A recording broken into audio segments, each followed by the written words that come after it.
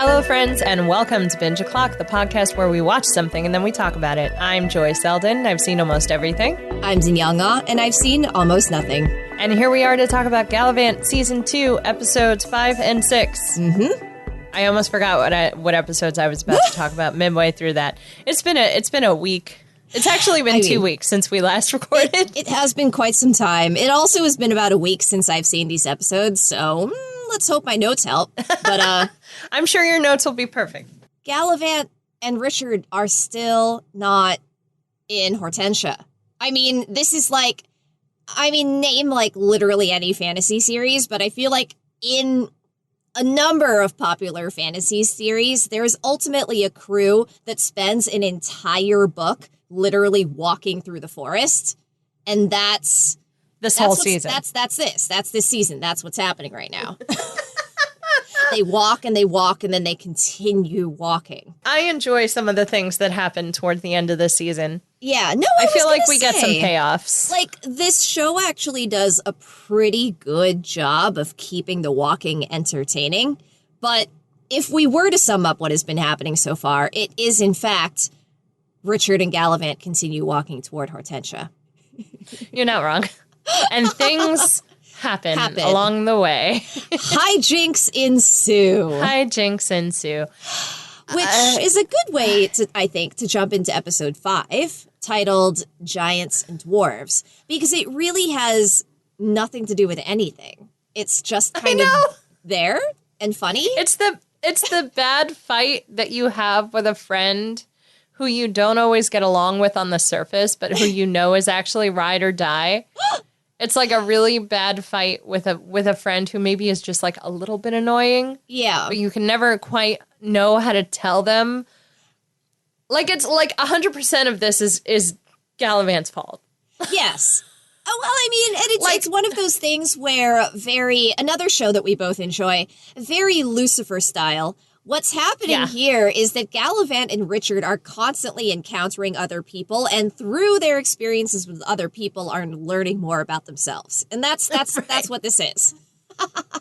It's an entire episode about that. But it's also like that dumb argument where it's like Galavant has just quote unquote had enough. Yep. And look, I'm not here to defend Richard, but because Richard has done he's done some really terrible, awful things and also has like actively destroyed part of their journey. I mean, yes, and what has Galavant done except continue walking to Hortensia, which is the exact same thing that Richard has also done. Like, they have both done the same thing, which is walk closer to a kingdom. Like, Galavant hasn't attracted anyone to his army. Galavant hasn't gotten anyone to join his crew. If anything, well, except one, and Bobby, but Bobby's there for Richard. Bobby's not there for Galavant. Bobby's there for Richard. So if anything, they're even on that front because Galavant has gotten Richard and Richard has gotten Bobby. So they've each got one person. You're not wrong. Equally useless. I know. They've both, I think like Galavant has tried a little harder to actually get people on his side. But again, the problem is the same problem we had in the town. Yes. Where they were like, oh, so how is this different from the last time? And like, how many people, like, even the last time he stormed the castle all by himself to go rescue Madalena. He didn't have an army last time either. So like, what's the problem? So frankly, it seems like he didn't need an army last time. He did just fine. Although he was in peak form, I think, the last time he stormed the castle. And I think we've been led to believe that he is no longer in peak form. Sure. I mean, is it because of the beard? It's because of the beard. It's because his beard is too questionably full. It's the beard for sure. And it's the fact that we can now compare him to Isabella and Bobby. And I'm like, you know what? If I had to pick someone to be on my team, I would pick one of those two. Seriously. Now, who would I also pick? Tad Cooper. Yes, I'm so glad you finally got to meet Tad Cooper. Tad Cooper dropped like I may be blowing into this episode 5. I know he's there immediately, and with a song. Oh, I love the song. Well, I remember I liking the song. Unfortunately, because it's been 2 weeks since I saw this episode and has only been like a matter of hours since I listened to the soundtrack for a different show. I'm looking at the title of this, what I've written as the title of this song, which is Dragon Pal and Me. I don't even know if that's the name of the song, but my brain is putting a different show's tune on it. I can't even think of what show. Is it not Centaur World? It's Centaur World. It's Centaur World. Yep. But which song? Spoilers, everybody. We've been talking about Centaur World in a group chat, totally unrelated to our podcast for our RPG other group. Song in my head, and one of our friends has started watching Centaur World, so it's prompted all of us to have like a little re-listen, rewatch. Well, yes. Did you because remember how do you not know? I'm gonna hold on to it, and at some point in this episode, I'm gonna say it's this, and then you're gonna know what I'm talking about. I don't. I'll figure it out. At any rate, they sing this happy little Dragon Pal and Me song, which is adorable. I love that the song ends with, for the entirety of the song, King Richard is singing to, backdrop. Galavant's plan was to use the Jewel of Valencia to get the giants on their side, or to get the giants to join their army.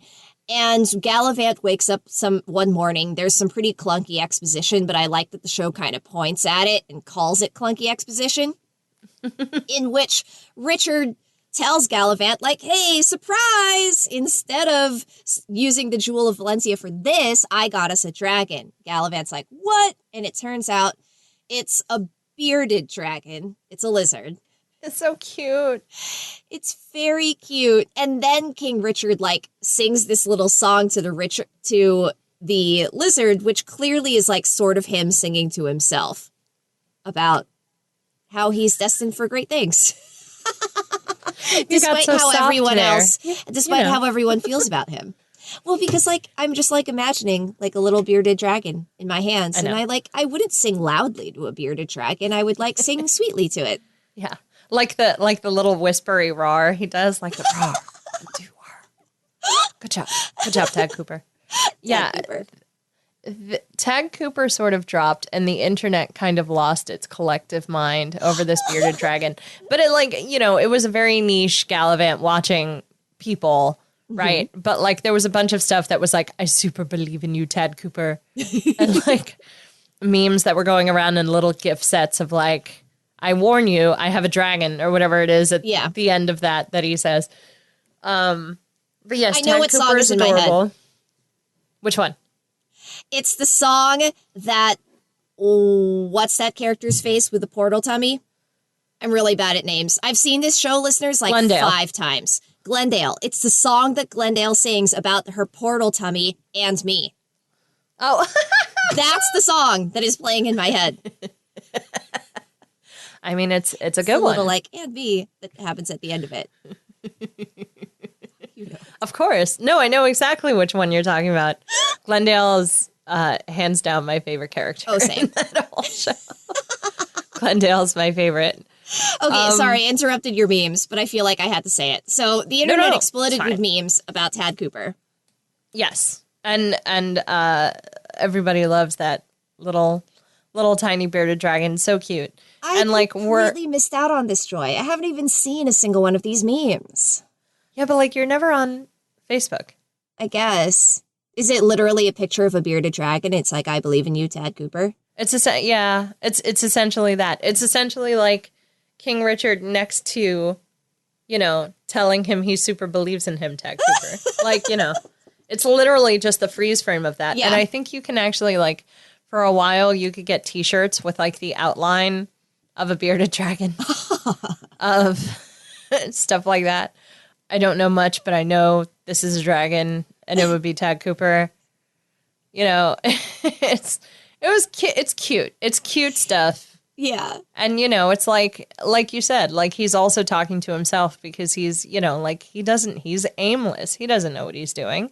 He doesn't have any direction. He doesn't know what he wants to do. He just knows he's on a quest with his best friend. Who, by the way, then yells at him for, being weak and always whining and always making mistakes. And then just leaves.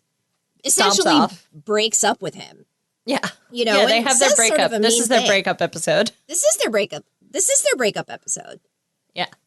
He's super mean about it. A dragon and a king who isn't a king. And then off he goes. Oh. And then Richard goes in the opposite direction and poor Bobby shows up with like a deer for breakfast. So Bobby is like super awesome in these episodes. Like genuinely great. Oh, I love Bobby. Especially in this episode because like they abandon her. Mm-hmm. She tracks them. She finds out what they're doing, which P.S. they find some dwarves and giants who are exactly the same size, who are arguing with each other because they tried to build a bridge and they didn't talk to each other before they built it and they built it wrong. Yes. And like one side built it too high. Quotes, like the dwarves, and listeners, you can't see my air quotes, but there are in fact air quotes around dwarves. The dwarves built half the bridge too short, and then the giants, again with air quotes, built half the bridge too tall. But again, as Bobby says, like when she finally walks up on this group of people, she's like, they're a bunch of 5'10" men. Yeah. I think she specifically 5'10". says 5'10". Yes. You're all the same size. And of course, Galavant and King Richard have mixed themselves up between the dwarves and the giants, Galavant on the giant side and Richard on the dwarf side, and like enthralled themselves with their argument, which is so stupid. And so them. So them. Like Galavant's like, all right, giants, like, I'm going to help you win your battle and then you can join my battle. And then Richard walks up and he's just in with the dwarves. And before they know it, they're fighting and no one knows what they're fighting about, which of course is the whole lesson to this story. And especially when they start fighting because they start attacking each other because they don't know who's who. Because they're all 5'10". That's my favorite part. My favorite part is when they start whacking at each other and someone's like, hey, I'm a dwarf. And they whack at someone else. It's like, hey, I'm a giant. Until finally everyone's like, okay, raise your hand if you're a dwarf. Raise your hand if you're a giant. And then someone else is like, this is working. Let's do shirts and skins. And literally that was Galavant, by the way. That was Galavant's idea. Shirts and skins, everybody. And I was just like, oh my God. Did Galavant, I'm making this up, but I feel like it has to be true. Was he volunteering his team as skins? They didn't get that far. He was just like, okay, everybody, shirts and skins. Okay, and then Bobby showed up and thankfully they saved the day. Probably. He would want to whip off his shirt and then jump back into battle, right? That feels very Galavant to me. Probably. That does feel very Galavant. You're not wrong. You got to show off those washboard abs. So they have this stupid fight. Bobby solves it all by being a rational person. Mm-hmm. And then, King Richard is back on the boat. Galavant apologizes. They're ready to go. The dwarves and the giants also patch things up. But since they've patched things up and since Bobby has repaired, again, quotes, around their bridge, they don't even join Galavant on his quest because they're like, nope, we've got our own stuff to do, which is to work on this bridge and to work on our relationship. And then they sort of stride off. So again, this adventure had nothing to do with anything because they don't end up joining the final battle. It was so useless. It was just about Richard and Galavant, like, I guess, understanding that some arguments are dumb and you just need to let them go. I guess. I think I will say this. Nick Frost, I think it is, plays the head giant. Yeah. And he's very good. And I'm just like, look, I will watch Nick Frost play a not very tall, very big giant all day. Well, the thing is, like, I actually enjoyed the storyline, but I think I enjoyed it because it was, like, not because of the storyline in and of itself, but there were enough funny moments, like the shirts and skins moments. Like, okay, come on. The Jets versus Sharks fight song was pretty spectacular. Yeah. Alan Menken basically getting to write his own West Side Story song. Pretty good. Pretty good. I mean, my favorite bit of it was Bobby's verse, where Bobby is just like striding toward the battle, like ready to break it up. They really let her shine in this episode. I know. No, she was doing great. She was doing great. Super here for Bobby in these. I mean, really, these 2 episodes, because I feel like she's a bit more of a driving force and becoming that way. Yeah. But especially in this episode. Anyway, there are other pieces to this episode. Well, that's that piece of it. I guess there's the Isabella piece of it, which, I mean, again, well, the Isabella super quick. Yeah, like I was going to say. Quickly, we can sort of glance at the Gareth and Madalena thing, because Gareth and Madalena are starting to have feelings for each other. Sid clocks it, by the way, that Gareth is like in love, which I thought was super cute. Yes. He notices that something's different about Gareth. I feel, what was it? It's like, I think you've taken a bath, if I'm not mistaken. And like, you haven't punched as many people as you usually do or something. Just like a glow about him, you know? And I think that Sid finds him holding a bouquet of flowers or something. And is like, I'm sorry, what? I know. And it turns out Gareth is in love with the queen. Yes. She's technically not his type, physically. Technically. She's so skinny. But she's won him over. Yeah. Yeah. And she even gives like that, like when you have a crush on, when you each of you has a crush on the other one, and she gives him like a little wave from the terrace above. You know, at first Sid is like, don't do it, man. Like, not worth it.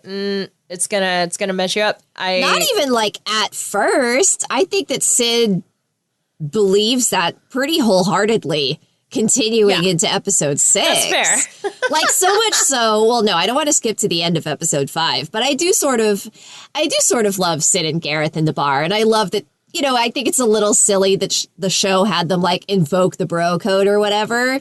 Yeah. But this is one of the rare occurrences where we actually get to see Sid becoming part of the narrative in a way that is meaningful. We don't get that very often. Right.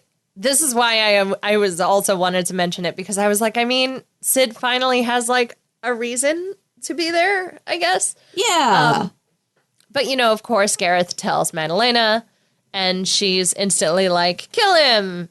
And Sid has to run away and be a man on the run. But yes, Madalena also really likes Gareth. I mean, so that's them tied in a bow. I kind of love that Sid's reason for, like, the reason that Sid thinks Gareth should stay away from Magdalena is that Magdalena is, quote, bad news. And then he goes like, look at the way her last 3 relationships ended. And it's like betrayal, death, murder, or whatever. And it's like, Sid, my buddy, my pal, that's Gareth's type.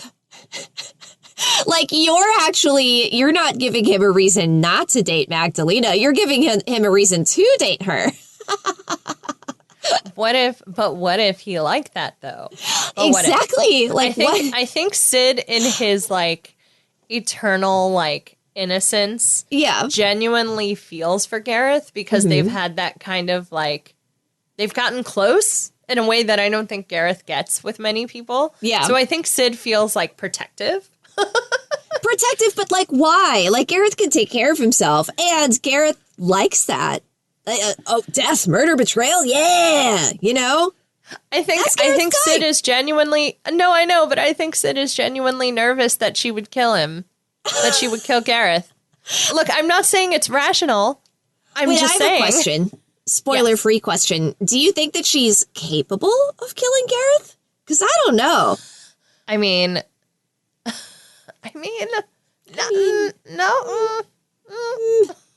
Yeah, this is what I'm saying. Like, I don't know. Like, I know that she was able to stab the king who is not quite king in the back. Yeah. Who was in the room when she killed the king. But she stabbed him in the back, and he wasn't wearing any armor. And I just, like, I don't know that she would have been able to take out Gareth that quickly. I think that if she took Gareth out, it would have to be, like, the very classic playing the long game sort of situation where she leads him to believe that she likes him and then she poisons him. Like, that would be a really easy way for her to take him out.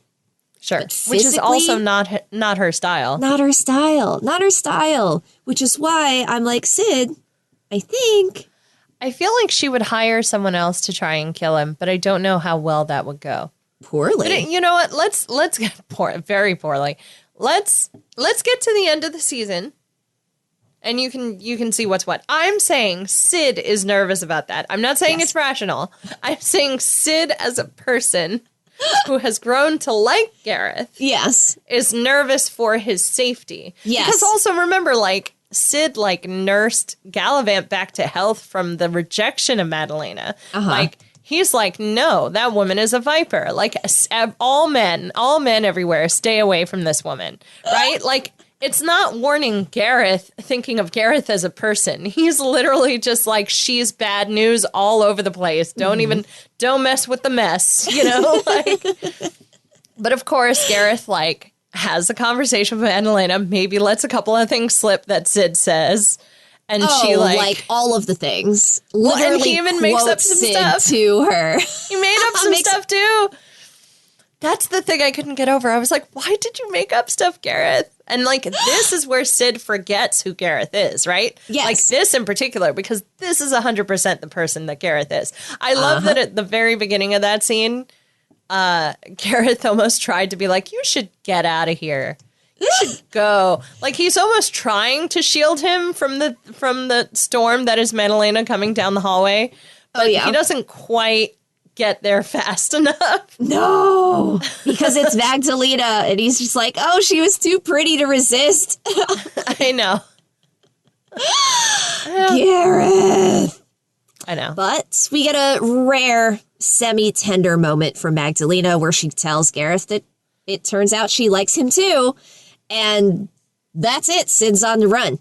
And now Sid's on the run with a little wanted poster with his likeness, which I thought was really cute. Okay, so then we have Isabella and Hortensia. Isabella. And we start the episode with her completely under the sway of Wormwood. Still. As she's been this whole time. Well, not whole time, but most of the time. I think the way she's really excited for eggplant makes her parents look at each other. I literally wrote down in my notes, like, eggplant, really? We had to get to eggplant for the two of you to notice? Eggplants. Like an eggplant, I want to say tablecloth or something. Like, it was something silly. It was something silly where she was really excited. And I don't mean that. And, like, listen, if there's anyone out there who, like, loves decorating and event planning and had like a big giant wedding and made all these decisions, and like, look, we are not the podcast for you, because the two of us have very small, relatively easy DIY weddings. I mean, mine was much bigger than Danielle's, but also like, even that on a scale of much bigger is still much smaller than the thing that they're doing. And certainly wasn't the sort of event where you would discuss eggplant colored tablecloths. No. I don't even think it was tablecloths. I think it was something even smaller, like a placemat. Like a placemat. I don't know. It was something. But like, at any rate, I wrote that down of just like, this was the straw that broke the camel's back and made you question Wormwood. It's been how many episodes since she's been under Wormwood's control? I mean, but like, finally, right? Like, I know. I'm honestly, like, I understand why the show needed Isabella to be under Wormwood's spell for 5 full episodes, essentially. Because, like, the character that they've created and the person that Isabella is wouldn't have stayed locked up in that jewel box for very long at all, right? She would have been able to get out of there so quickly. And she came so close to getting there. Exactly. She almost did, right? So I understand why they had to do this. Like, narratively, they had to keep her in Hortensia somehow, because that's where Galavant is going. But it's also annoying that we got this version of her for the majority of the season. Like, I would have preferred Not this. not this. I would have preferred her for the majority of the season. Yeah. And this episode is where we get her back, right? But like we have to go through all of these ridiculous hoops first. Like her parents finally noticing her strange behavior. They finally notice, and of course Wormwood is like, whoops, they noticed, and like send them down to the dungeon. So and like has systematically been, for one reason or another, the people who have noticed have sort of been slowly removed from the situation, right? So that nobody can like do anything about it. Which again is very plot devicey. Right. But then like the legend of hubris, Wormwood sends Isabella away out from under his watchful eye to go visit her, somebody else, Princess Jubilee. A potential wedding guest. I know. Princess Jubilee is the weirdest name. Why? Or something. I don't know. I don't like it. And she's like a rebel rock and roll princess, not your stereotypical princess. And she sings a whole song about how she's a different kind of princess who I guess canonically bisexual, which I was super here for, but also like great. Weird. Yeah. But also super weird. Like, I guess she just parties all the time. I don't know. She's there and then she's gone. She's there and she's gone, and it was like rock and roll, and it was very some of it was very stereotypical, like cool girl stuff. Like, oh, she drinks beer out of the can, And like, she doesn't shave her bits. She doesn't shave her bits. She burps in your face, and I'm like, whatever, y'all. I don't know. Did she give her wealth back to the poor? I think that's cool. Yeah, seriously. I did. Okay, so there's a couple of things I like about Princess Jubilee. Okay, not her name. Not her name. I don't know. I don't know why. It doesn't. There's something about it that I'm like, but why are we here? So I like that she's bisexual because I'm just like, yeah, make that a rebel thing. Just do it. The rebel silent letter in the LGBT army. You never suspect us, but then we're there kissing boys and girls. You don't know. But like, I also like that one of her backup dancers has like Princess Leia hair. Oh, yeah. Mm-hmm. I was really super happy about that because I was like, hey, an actual rebel princess in your party. Look at her go. Yeah. Oh, yeah. Oh, I didn't even make that connection. That's awesome. I'm glad you pointed that out. I thought that was fun. I like her because obviously it's just a guest star role and she's there for the one scene and she's there to like be so, I guess, raunchy and weird that she knocks off Isabella's crown. She burps in Isabella's face, and she burps so hard and so loud that the crown falls off Isabella's head and breaks. Yeah. Why, writers? Why? Can you explain this to me, please? I have zero explanation. We can see it. Any of the writers of the show listen to our podcast. We would love to have you on the show. And just like explain to me why this character is here, why this song is here, why this happened, why Isabella couldn't somehow break the spell herself, why Isabella's parents couldn't do that, why the jester couldn't do that, why Gwen and the chef couldn't change their minds and come back and do that. Like any number of things would have made far more sense than this random princess. I know. But here we are. I choose to believe that this princess has the power of rock and roll, and the power of rock and roll did something. Now, do I wish it happened another way? Yes. But like, even within the song, she's like, hey, you didn't used to be like this either. And I'm like, I mean, Princess Isabella wasn't exactly girly, sure, but it's not like she didn't care. Yeah, I think she took her princess role very seriously. Like, she took it very seriously in the way, like, a Valencian princess would take her role seriously. She was very into improv, for example, as a true Valencian princess would be. She was very into improv. There's also, like, there's a whole thing where she's like, I eat meat. And I'm like, Princess Isabella doesn't eat meat, but, like, she's still a princess. You know what I mean? Yeah. Like, it was these weird flexes of, like, okay, Cool story, bro. That's what I mean. Like, that's what the entire character was. Like, I eat meat. Like, I burp. Like, I don't know. whatever. List whatever number of things that she lists in her songs. And I'm like, cool. It was Love weird. that for you. I know. I love this journey for you. Thanks for sharing. We appreciate that you got Isabella back, but thanks. Okay, bye. Yeah, I don't know why she was there. I thought it was a fun song, like ridiculous as it was, like taken out of context. I think that song is pretty funny. Yeah, it's not terrible. It's just like it kind of pales in comparison to the rest of the songs in the episode, right? Like, I mean, like the Jets and Sharks song was sort of gimmicky. That's what I mean. Like the Jets and Sharks song is kind of gimmicky, but I still even liked that better. Yeah. The Tad Cooper song wins. Tad Cooper song wins for this episode, especially since we get a little reprise of it at the end of the episode, which is like fun because it's Richard and Galavant and Bobby, and they're like singing the little buddy song as a reprise as we're getting this little montage of where everyone else is, which is that, you know, Madalena and Gareth's relationship is building. Sid is on the run with his wanted poster, as you mentioned, and Isabella is herself and on her way to wreak vengeance on Wormwood. Yeah. And that brings us to the next episode. Episode 6. We did that so well. It's like we planned that. I know. I know. We did our best, friends. Like the way these episodes are structured, they tell this story in a very great, you know, storytelling television way of like telling all three stories at once because all three stories influence each other. But now that you have three stories and it's about to split even more and you're going to have more than three, it's hard to talk about it as it happens in the episode because it would never make any sense.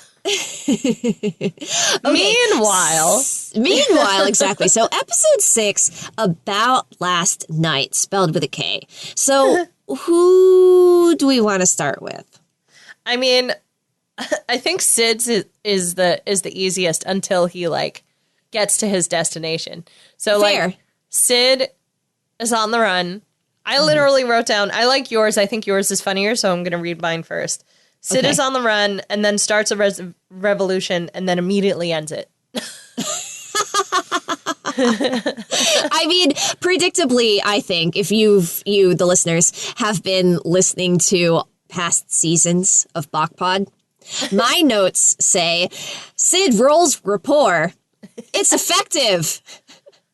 And now it's time for a Les Mis-style rebellion song.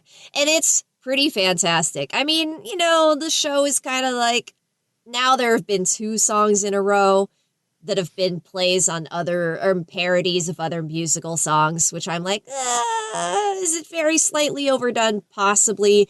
But I so enjoy Sid in the role, and I so enjoy finally getting a song for Sid. I know.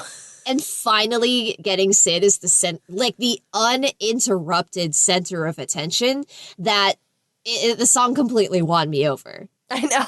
Completely won me over. It was very, very charming. And it was very, if you know, anybody out there who may or may not also have watched like the South Park movie, for example, like I got definite La Resistance vibes. Yeah. Which the song for La Resistance is literally a list of things of how they will die.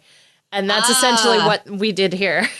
Yes, true. Like the line he sings over and over again is, tomorrow we'll regret it, but today we'll rise. Yeah. And the more he sings this song, the fewer and fewer townspeople follow him. Yes, so they're like slowly, not even slowly, half of them are just kind of veering off in other directions as Sid is leading them toward the castle. But of course, he's busy singing his song. He's leading the charge, so he can't see anyone behind him exiting stage left. And before we know it, Sid arrives on his own, like Les Mis style, waving that giant red flag. The giant red flag. And is surrounded by no one. And a garrison of troops come out to meet him, and then he gets off the wagon and he runs. And that's it. That's what's going on with Sid until we see him later in this episode. We'll get there. I guess Galavant, Richard and Bobby, or Madalena and Gareth? Madalena and Gareth? I feel like Isabella is like the very, very small layer of cheese in this sandwich. Because I feel like not a lot went on with Isabella. So not a lot went on, but it was so necessary. I know. So I think your metaphor simile I can't remember whether you used the word like. Whichever it was, the figurative language that you used is apt because the cheese is necessary.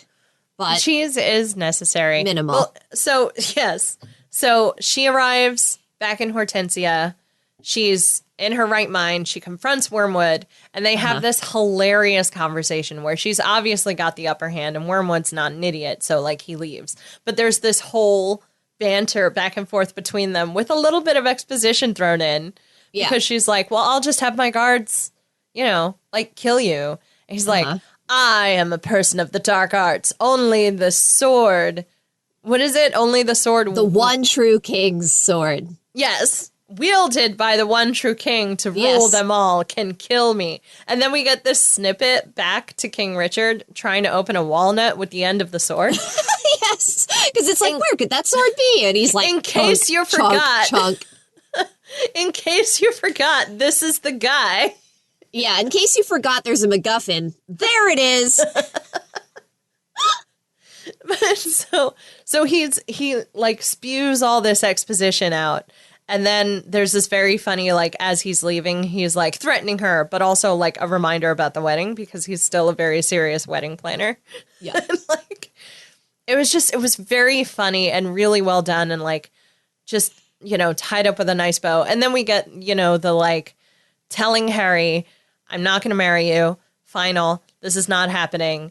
And like the reading of the rule book of the law that she has to give her bra to Harry. Ridiculous. What a 2005 joke. Was this 2005? Did I make up that year? 2016, I think. 2016. Okay. Well, I don't really care when the show was written and produced. That was a very 2005 joke. I have deemed it so. I mean, you're not wrong. Considering we had Game of Thrones where we also had like a boy king. You know, like there's several boy kings actually in Game of Thrones.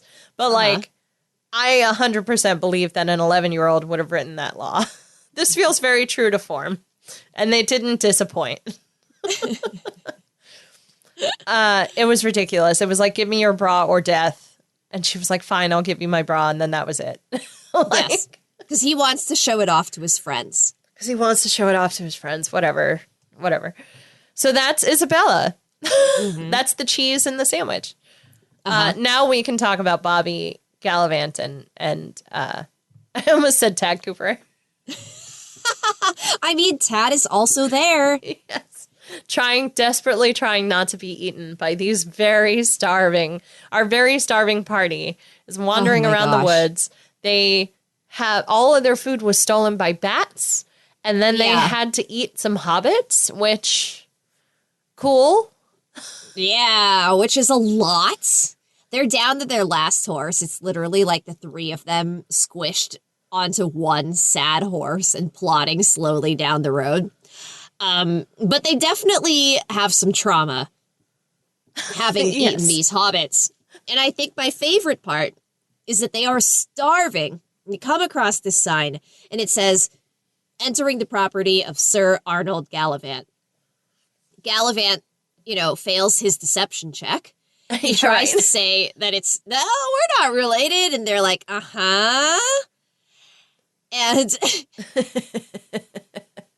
and then it's like, I'm sure we'll find food elsewhere. And then it's like a sign that says nothing for 20 miles this way. Yeah, nothing for 20 miles this way, nothing for 20 miles this way. And it's basically like Galavant either has to confront his dad or everyone dies. And they've already eaten hobbits. You know, like it is that bad. And I like that Bobby and King Richard are very single-minded of like, we're going to your father's place. Like, you can follow us or not, whatever. We're going to go get some food.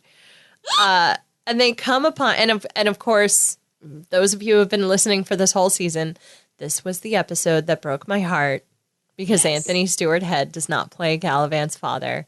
I honestly, Joy, now that I have seen it, I can understand your level of disappointment because basically, like, we can dive deeper into it, but in the minute by minute experience of this show, we see the sign. It says Sir Arnold Galavant. We know it's Galavant's dad. right? And we know that they're going to head toward the castle, and Richard drops one of my favorite lines of his, which is like, "Ooh, I smell backstory." Yeah. I love backstory. I smell backstory. You know? And it's so good. But then the episode switches, because it's switching between 4 different things, right? Mm-hmm. So the episode switches. We're with Magdalena and Gareth. The episode switches. We're with Isabella. The episode switches again. We're back to Richard and Galavant. And we have to get through a whole conversation where Galavant is talking about his backstory and how awful it is, and how terrible his father was, and how he was never Exactly. there for him, and he was just a cad. It's so good because they're all trying to like one up each other's sob stories. I know. 'Cause, you know, Richard is like, well, my dad is dead, and I would give up anything to see my dad again. And Galavant is like, okay, but like, did I mention that my mom is cold? Because my mom was really cold after my dad left, you know? And it's so the much saddest of that. of stories. Bobby's like, I don't care. There's food over there. I don't care. I know. And Bobby, so the real MVP in these 2 episodes. is like fully what feels like 13 minutes go by. Mm-hmm.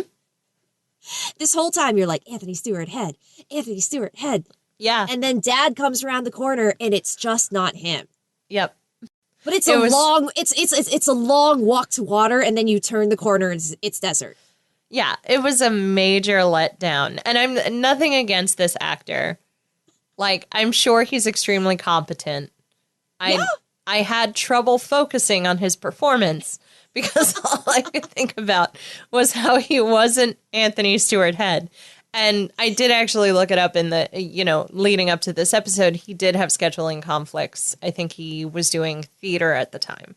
So like he couldn't make it work, which again is understandable. But like, I think you and I said before the podcast started of like, couldn't they have worked their filming schedule around Anthony Stewart Head? How long would he have been there for? Like a day, 2 tops? I know.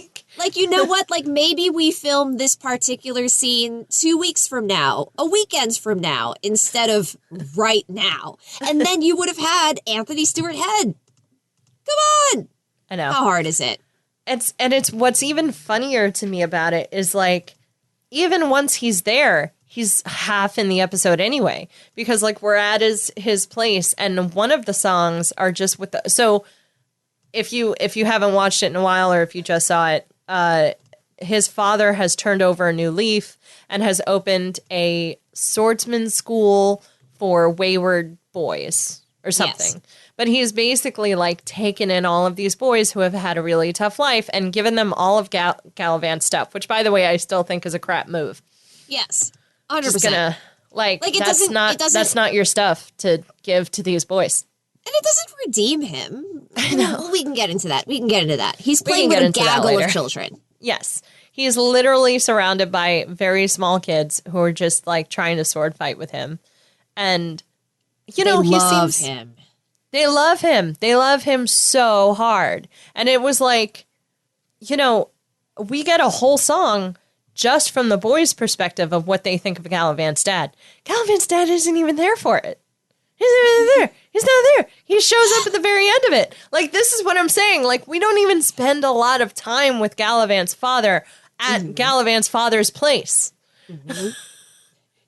He has a refrain, and he has maybe 10 lines. Yes. And then he throws around a cabbage with his son. Like, wait, but the recurring line in the song that the boys sing is like, he was there, which is hilarious. I know. Because if Galavant is listening to the song and he's like, well, he wasn't there for me, very classic. I know. And he's literally not there. He's not there. He's physically not in the room.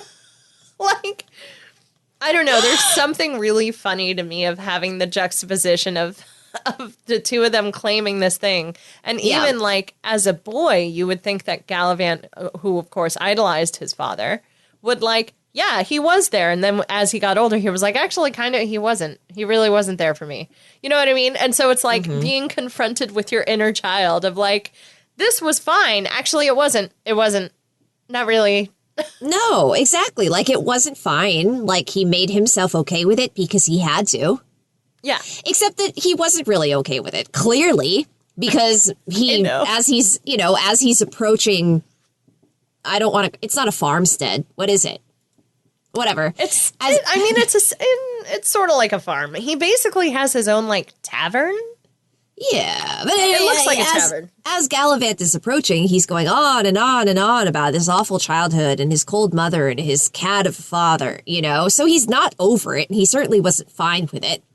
And certainly what we come to learn about Galavant's father doesn't make it any better, which is that Galavant finds a tapestry in his dad's room, and his dad has like embroidered the events of Galavant's life onto it, and Galavant realizes that his dad has been following his adventures this entire time, and the dad, is like, oh, us old school knights only express ourselves through tapestry, and he asks for forgiveness for never saying I'm proud of you out loud, but it's like, I like that he's still toxically masculine.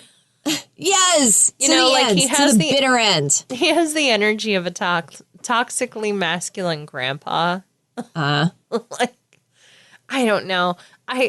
Again, I'm sure this episode is perfectly fine, but when you're expecting Anthony Stewart Head, the whole thing just falls flat to me entirely. Yeah, no, I agree. And even with the distance from like not having seen season 2 in a long time, I was still like. But what if we lived in a universe where they aligned their schedules and Anthony Stewart Head were in this role? What if we lived in that universe? It would have been great. Also, he's like ridiculously tall, if I'm not mistaken. Like, I think Anthony Stewart Head is also super. Oh, Anthony Stewart Head. Yeah. No, like Anthony Stewart Head in particular is pretty tall. Mm-hmm. Oh, and I can just that. I can just imagine. I feel like he is. Watch. Let's see if I'm right. Okay. Maybe I'm right. Watch him be 5'10". Is he a dwarf or a giant? I mean, 5'10" is not short, but like, how tall is Galavant? No, I know, but that's what I mean. Okay, he's 6'1". Fine. Okay, he's tall. He's 6'1". Let's see. Let's see. I mean, it's funny because, like, the majority of screen time that I've seen for him has been Buffy. So I'm like, but everyone looks tall next to Buffy. So I have no sense of how tall he actually is. Sarah Michelle Gellar, amazing, and also a tiny... Petite. A tiny petite lady. Tiny. Joshua Are you trying to figure out how tall? Sass?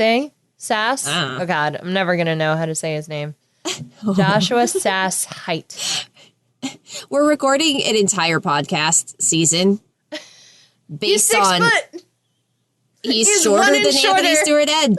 He's shorter than Anthony Stewart Head. That would have been great. It would have been great. This is the content you crave, listeners, isn't it? Oh, yeah. You mean us looking up actors' heights on the internet is not what you wanted to listen to in this podcast episode? I'm sorry. Where did you think you were? NPR? No, but, like, I can also... The other thing, too, is, like, I was listening to the song again. Yeah. And, like, I mean, he would have killed it. Again, this actor is not a terrible actor. He's doing a perfectly confident job as this person. But, man, did I want a different actor playing this part. And it was just, like, as I said, it was just, like, so much buildup. It was so much buildup. And if you didn't know it was coming, it was crushing. And you hear him coming around the corner, and then he comes around the corner. It was honestly, it's like just as crushing as Galavant probably felt when his dad comes around the corner surrounded by a gaggle of children. So maybe for the best, maybe This allows us to be empathetic with the main character of the show, which is something I basically have never felt. Like, for the entirety of season 1 and for the vast majority of season 2, because we're almost done, like, not once have I felt an ounce of sympathy for this main character, which is terrible. But I don't. I know. Except maybe like a tiny bit when his dad comes around the corner and it's not Anthony Stewart Head. And it's not Anthony Stewart Head.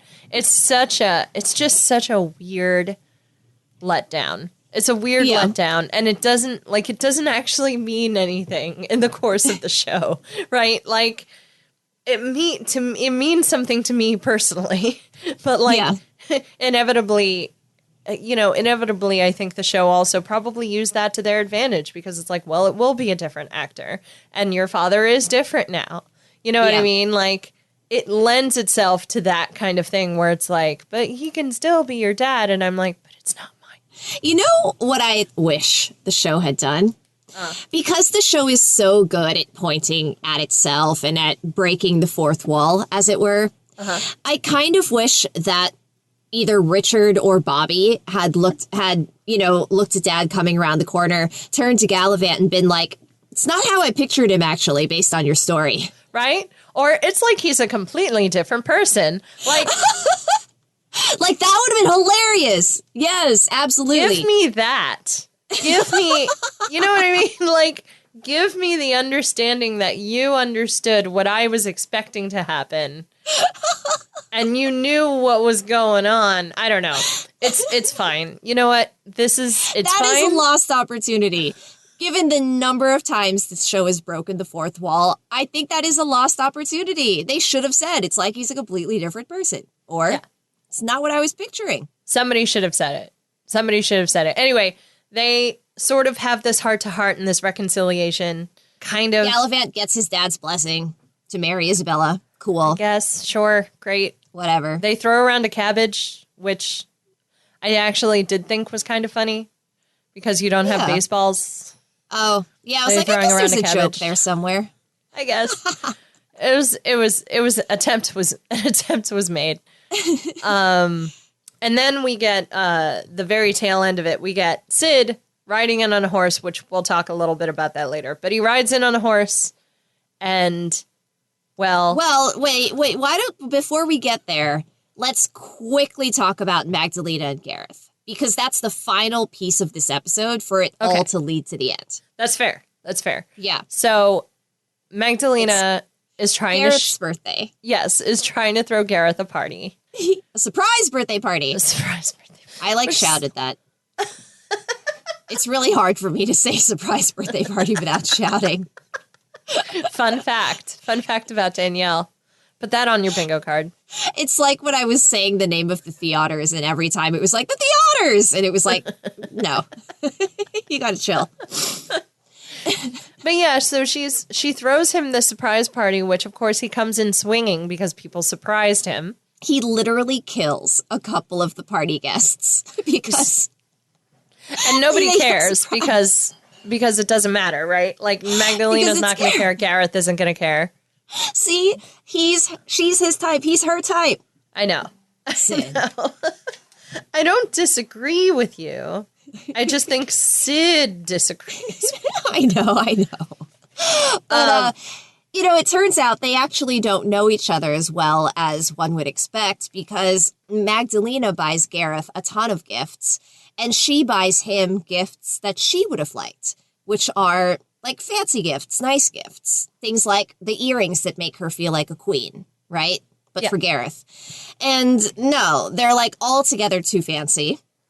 He's not into any of it. And so when Madalena asks him, like, all right, so what do you want? What do you want for your birthday? And he's like, a scar. I've gotten a scar on every single one of my birthdays. I go to a bar, I get in a fight. This is what I do. And so that's what they do. They decide to go to a bar. They decide to go to a bar, but they're also still wearing their crowns. Oh. They find this rowdy bar, and no one will fight them because, rookie mistake. Because they're the king and queen of Valencia. Why on earth would anybody go against them? That's, that's suicide, right? And so it's kind of a bust. They go home. In the mix of all this, Wormwood and Barry, his assistant Barry, are traveling, and they come across the Forest of Convenience, I think it's called. Coincidence. The Forest of Coincidence, where everything that they need just so happens to show up. This is also where they run into Sid. But yeah, they wanted a cart. A cart's right there. Sid wants a horse to get to Galavant, there's just a dude who just knows where Galavant is. And has Galavant's sword. And just has his sword, which... Yep. Okay. Now, we had to mention Madalena and Gareth, right? Because Madalena and Gareth are feeling especially murderous because they tried to go and get in a bar fight and they weren't able to. Right. So Sid tells Wormwood and Barry about Magdalena and Gareth. So Wormwood and Barry are like, a murderous couple, like royal couple. What a coincidence. What a coincidence. And so they go to see them, and I love this because Madalena comes in and is just like, I'm so sorry I couldn't, help you get your scar. That was kind of a bust. Your birthday was kind of a bust. I'm sorry. And Gareth is like, oh, don't worry about it. Like it's the thought, right? Like he basically gives it's the thought that counts, which honestly for Gareth is really sweet. It is. He's just like, oh, it was nice to know that you cared. Yeah, exactly. And listen, like in any relationship, I mean, I assume many relationships, one of the people is going to be a better gift giver than the other one. And very clearly, Gareth is the better gift giver, except in this particular case. Exactly. Because the thing that Magdalena says is like, what about an unprovoked war with Hortensia? And like his face lights up. And then there it is. There's Wormwood. Yep. It's just like, hi. Well, ding dong is actually what I think he says. And I don't remember if that's what he says, but I dearly hope it is because it's perfect. It was such a... I don't know why. I don't know why he said that. Like, I have no idea why he said it. It was weird, but I was fine with it. It was just like, really? That? Okay. Sure. Anyway, so that is where Wormwood has ended up. And Sid has ended, and I think that's everybody, right? We talked about everybody? Okay. So Sid ends up with Galavant, and his father goes off to get a new cabbage. Yep. And theirs is all worn out. Because theirs is all worn out, and Sid is like so ecstatic. He's so happy to see Galavant. He runs into his arms, and Galavant's like, it's a little tight, buddy. It's good to see you. I'm glad you escaped. Why are you hugging me so tightly? Because he's a weirdo like that. And then Sid's like, oh, wait, I've got something you need. And runs back to the horse and throws Galavant's sword at Galavant. And it lands in his chest. Yep. Fully stabbed in the chest. And that's where the episode ends. Yeah, that's where the episode ends. Pretty great. It's pretty good ending, right? It's good pretty ending. Good. I think even as I watched this the original time, I was like so bummed about Anthony Stewart Head, but then that happened and I was like, and somehow I'm still invested. This is what's going to get me through the season. I don't know if we knew at the time that it was being canceled. I think it was like whisper on the wind. Was there a one more thing that you had? I have a couple of one more things. They're both about Richard.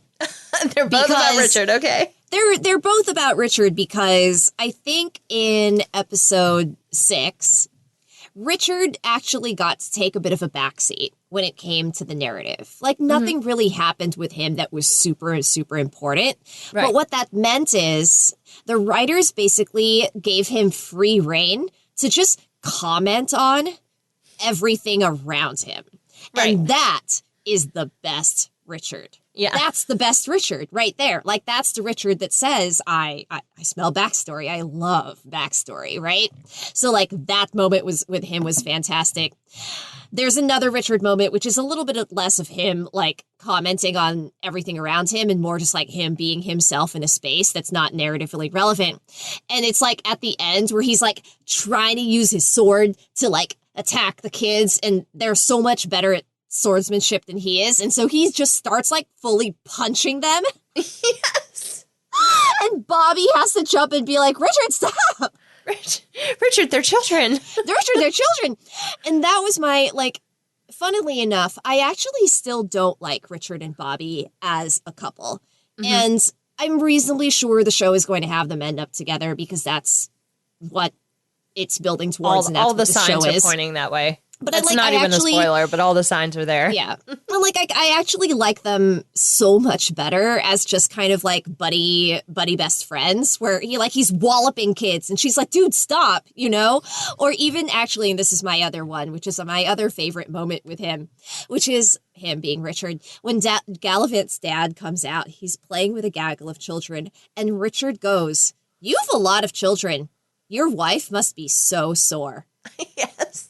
And Bobby fully just smacks him in the chest. She doesn't even say anything. She just smacks him in the chest. But it was such a genuine moment between the two of them.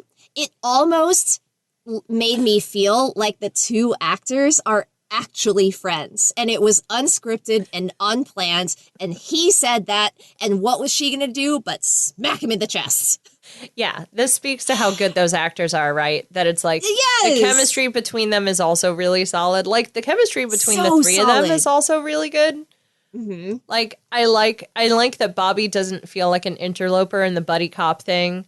No. You know, I like that Bobby is there for Richard. But that's what I want from them. Like, right? Like her yelling at him about walloping children and her smacking him in the chest after he says something inappropriate. Right. Like none of those things is explicitly romantic, but I'm very happy with that level of chemistry and friendship. And you're right. They pulled it off so well. Yeah. No, they're super good at that. I have two relatively small one more things, and they're kind of just these little moments.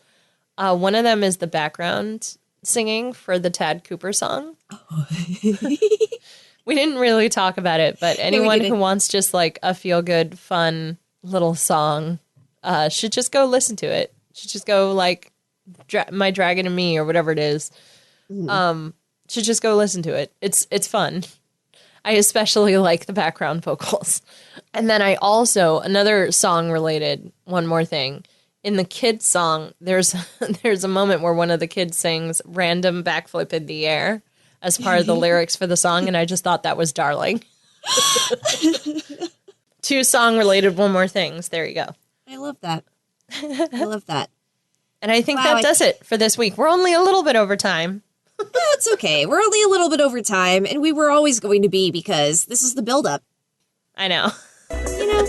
So let me go ahead and end the podcast episode by saying we would love to hear from you. Please check us out at Binge O'Clock Pod on Twitter and Facebook, where you can answer the question, what is your rock and roll princess name?